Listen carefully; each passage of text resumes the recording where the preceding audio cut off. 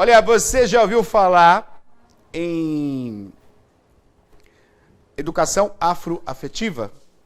Nunca ouviu falar? Então você vai ouvir agora. Pode soltar.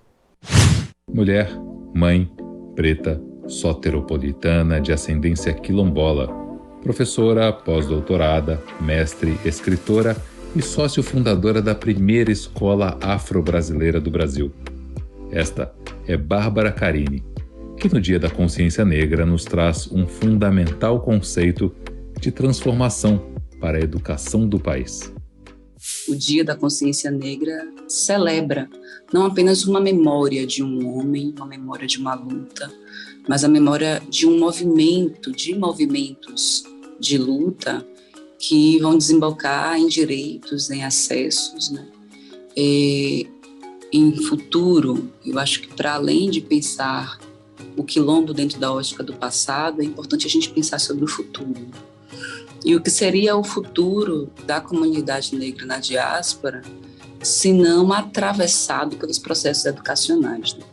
A gente não consegue pensar numa dimensão emancipativa, emancipatória, negra, no Ocidente, se a gente não pensa a ressignificação das nossas memórias por meio de uma base educacional que traga uma narrativa outra, não a narrativa do opressor, não a narrativa eurocêntrica, não a narrativa que nos coloca num lugar de subalternidade, de subserviência programada de 4 séculos, dentro de uma linha do tempo histórica humana de 350 mil anos. E, de modo altamente dissimulado, o Ocidente abre mão de milênios de historiografia para abraçar uma narrativa de 4 séculos que nos coloca em um lugar de rebaixamento existencial.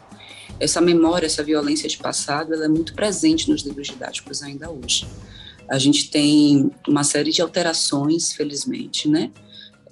Ao longo dessa última década, dessas 2 últimas décadas, né? No Programa Nacional do Livro Didático, no PNLD.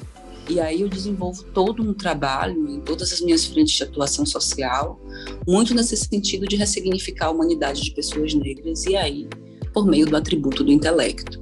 Então, tanto o trabalho que eu desenvolvo enquanto sócia idealizadora da Maria Filipa vai nesse sentido de pensar um currículo afroafetivo numa dimensão de não pautar a negação do racismo para as nossas crianças, né? A gente não diz para a criança, você não é feia, você não é burra, seu nariz não é feio, você não enfim, tudo que a sociedade diz, sua vida, você não merece morrer, né? Sua vida importa. A gente não faz a contrariedade do racismo. O que a gente faz é uma educação afroafetiva numa dimensão de positivação da existência de pessoas negras. Então, a gente socializa conhecimentos africanos milenares. Então, a gente está falando de uma educação que é afro-referenciada pelo afeto e pela positivação existencial, né? E uma educação que não é destinada unicamente para crianças negras e indígenas, é uma educação destinada para todas as crianças, porque fundamentalmente a criança branca precisa ser educada acerca da potência existencial do outro. A gente não consegue avançar socialmente se a gente apenas empoderar crianças negras e indígenas acerca de si, e as crianças brancas seguirem sendo formadas socialmente para acreditarem que elas estão no centro do mundo. O que a gente vai gerar ali na frente é um grande problema social. Então, o que a gente quer é educar também as crianças brancas para que elas compreendam que elas têm memórias ancestrais altivas, mas que outros povos também têm.